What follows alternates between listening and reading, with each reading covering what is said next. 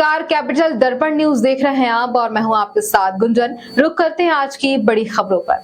मुख्यमंत्री डॉक्टर मोहन यादव ने जबलपुर दौरे के दौरान ईंधन बचत और संसाधनों के बेहतर उपयोग का संदेश देते हुए अलग पहल की। मुख्यमंत्री डुमना एयरपोर्ट से अपनी पूरी टीम के साथ अलग अलग वाहनों की बजाय की ट्रैवलर वाहन में सवार होकर सर्किट हाउस होते मानस भवन पहुंचे।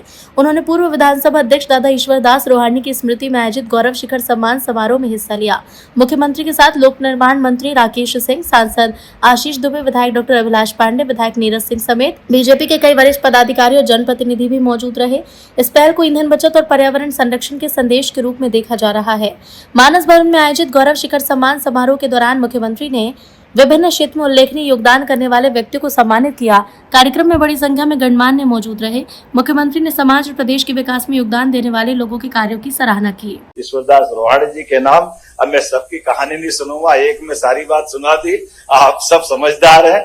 मेरी अपनी ओर से जो आपने वास्तव में एक एक करके सब क्षेत्रों का संयोजन करने का काम किया, वाकई अद्भुत है।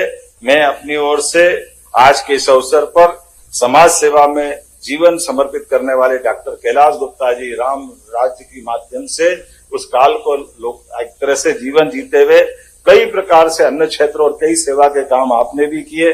जोरदार अभिनंदन उनका भी करें। डॉक्टर कैलाश चंद्र गुप्ता जी, ज्ञानेश्वरी दीदी के बारे में तो वीडियो और हम सब जानते ही, उनकी कहानी अपने जीवन के वैराग्य की तरफ बढ़ाते कदम के साथ उन्होंने हम सबको प्रेरणा दी है। हर प्रकार से जिसको कोई नहीं अपनाता, कैंसर जैसे रोग में भी वो आखिरी तक सेवा करके उत्कृष्ट मिसाल हासिल करते हैं। हमारे लिए सौभाग्य की बात।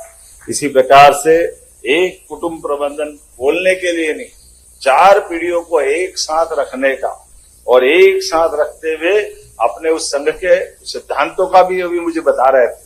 श्रीमान नंदलाल नेगांधी जी को भी मैं बधाई देना चाहता हूं, उनका भी अभिनंदन करता हूं। इस आयु में सच में विश्व हिंदू परिषद का एक बड़ा कार्यक्रम 1956 में जब मार्गरेट थैचर और उस समय की इंग्लैंड की साम्राज्य वहां जिंदा थी और उसने विश्व हिंदू परिषद के कार्यक्रम में आने के पहले जो अपने भाषण में कोड किया, वो बड़ा महत्व की बात थी।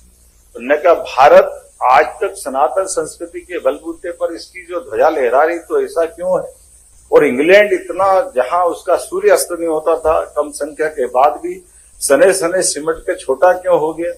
उसमें से एक चीज उन्होंने ये बताई कि ये जो आपके देश की एक विशेषता है, ऋषि मुनियों के माध्यम से जो कुटुंब परंपरा है, एक कुटुंब में इकट्ठा होकर के एक भी या कमाएगा तो सब मिलके खाएंगे, ये जो परिवार भाव है ये दुनिया में कहीं नहीं है, ये केवल अपने देश के अंदर। इस परिवार भाव को बनाए रखने के लिए जो पारिवारिक छतरी मिलती है, परस्पर प्रेम मिलता है, आत्मीयता मिलती है, इसकी किसी से किसी को तुलना नहीं कर सकते। ऐसे में ये कुटुंब प्रबंधन में आपने अपने परिवार की उन पीढ़ियों को संभाल के रखा, आपको भी बधाई देना चाहूंगा। और सरबजीत तलासी जी युवा मित्रों के लिए भी प्रेरणा है। भले ही पैसे वाले हैं लेकिन छोटे से फुटपाथ से अपना काम चालू किया। जोरदार अभिनंदन इनका भी। आज की खबर में इतना ही। बने रहिए हमारे साथ कैपिटल दर्पण न्यूज पर। नमस्कार।